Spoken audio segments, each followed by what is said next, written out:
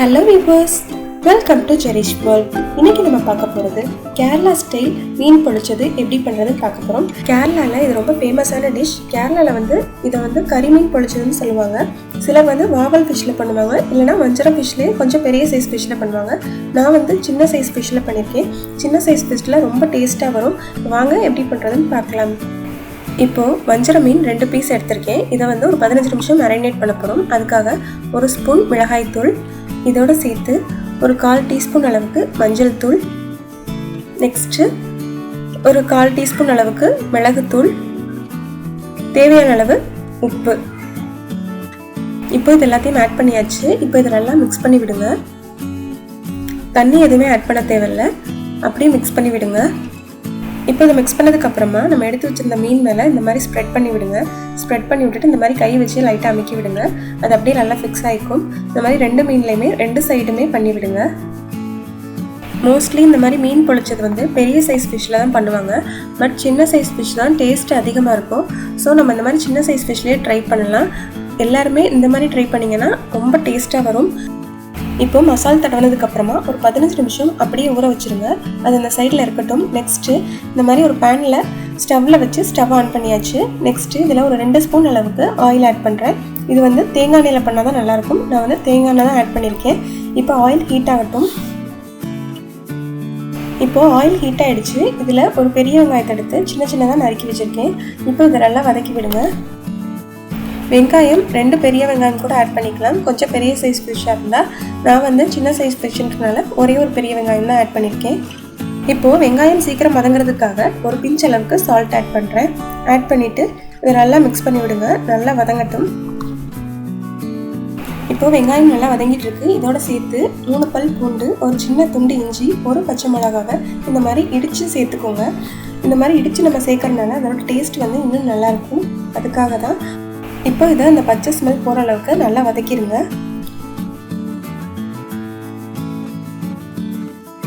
இப்போ நல்லா வதங்கிட்டு இருக்கு. இதோட சேர்த்து ஒரு 1/4 டீஸ்பூன் அளவுக்கு மஞ்சள் தூள், 1/2 டீஸ்பூன் மிளகாய் தூள் இதை ஆட் பண்ணிட்டு நல்லா மிக்ஸ் பண்ணி விடுங்க. இப்போ இதோட சேர்த்து ஒரு 1/4 டீஸ்பூன் அளவு சால்ட் ஆட் பண்ணுறேன். தேவையான அளவு ஆட் பண்ணிக்கோங்க. இப்போ இதை நல்லா மிக்ஸ் பண்ணி விடுங்க. இப்போது இதெல்லாம் ரெடி ஆகிட்டுருக்கு. இதோட சேர்த்து புளிக்கரைசல் ஆட் பண்ண போகிறோம். நான் ஒரு 1/4 கப் அளவுக்கு புளிக்கரைசல் ஆட் பண்ணுறேன். இந்த அளவு ஆட் பண்ணிங்கன்னா கரெக்டாக இருக்கும். இப்போ இதெல்லாம் மிக்ஸ் பண்ணி விடுங்க.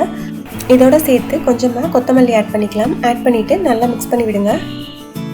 சிலர் நினைக்கலாம் சில்லி பவுடர் நிறைய ஆட் பண்ணுற மாதிரி இருக்குது, 2 மீனுக்கு இவ்வளோ தேவையா அப்படின்னு கூட யோசிக்கலாம்.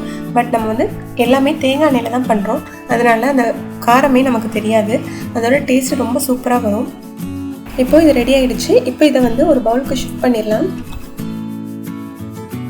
இப்போது அதே பேனையை ஸ்டவ்வில் வச்சுருங்க. வச்சுட்டு கொஞ்சமாக தேங்காய் எண்ணெய் ஆட் பண்ணிக்கலாம். இப்போ ஆயில் ஹீட் ஆகட்டும். இப்போ ஆயில் ஹீட் ஆகிடுச்சு. இதில் நம்ம மேரினேட் பண்ணி வச்சுருந்த அந்த ஃபிஷ்ஷை இதில் ஆட் பண்ணிக்கலாம். பட் ஃபிஷ்ஷை நல்லா ஃப்ரை பண்ணணும் தேவையில்லை, மீடியமாக ஃப்ரை ஆனாலே போதும். பிகாஸ் நம்ம திருப்பியும் ஒரு ஸ்டெப் பண்ண போகிறோம். அதனால தான். இப்போது 1 சைடு ஃப்ரை ஆகிடுச்சு. இப்போது பேக் சைடு திருப்பி போட்டுக்கலாம். இப்போ பாருங்கள், இந்த மாதிரி ஸ்டேஜ் அளவுக்கு ஃப்ரை ஆனாலே போதும். இப்போ நெக்ஸ்ட்டு ஒரு வாழை இலை எடுத்துக்கோங்க. சின்ன பீஸாக கட் பண்ணி வச்சுக்கோங்க. அது மேலே நம்ம ரெடி பண்ணி வச்சுருந்த அந்த மசாலாவை இது மேலே ஸ்ப்ரெட் பண்ணி விடுங்க. நம்ம மீன் சைஸ் எவ்வளவோ அந்த சைஸ் அளவுக்கு இந்த மாதிரி ஸ்ப்ரெட் பண்ணி விடுங்க. இப்போது இந்த மாதிரி மசாலா வச்சதுக்கப்புறமா இது மேலே ஒரு பீஸ் ஃபிஷ் எடுத்து வைங்க. வச்சுட்டு இது மேலே திருப்பியும் மசாலா ஸ்ப்ரெட் பண்ணுங்கள்.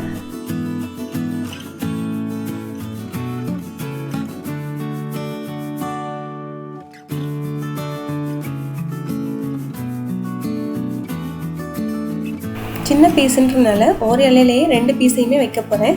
நீங்கள் பெரிய சைஸ் ஃபிஷ் வச்சுருந்தீங்க அப்படின்னா ஒரு இலையில் ஒரு பீஸ் மட்டும் வைங்க. வச்சுட்டு இந்த மாதிரி பார்சல் மாதிரி அதை பேக் பண்ணிடுங்க.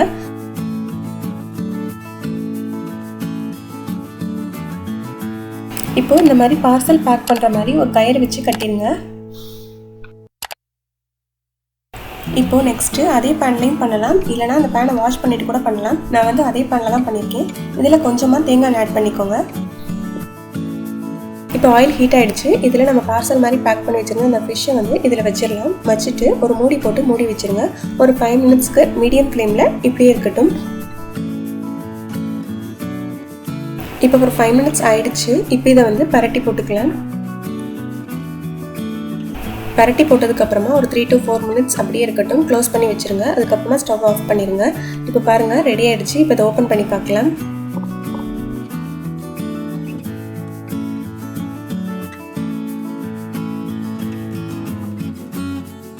பாருங்கள் சூப்பராக ரெடியாக இருக்குது. அந்த ஆனியனோட அந்த புளிக்கரைசல் அந்த மசாலா அந்த ஃபிஷ்ஷோட சேர்ந்து செம்ம டேஸ்ட்டாக வந்திருக்கு.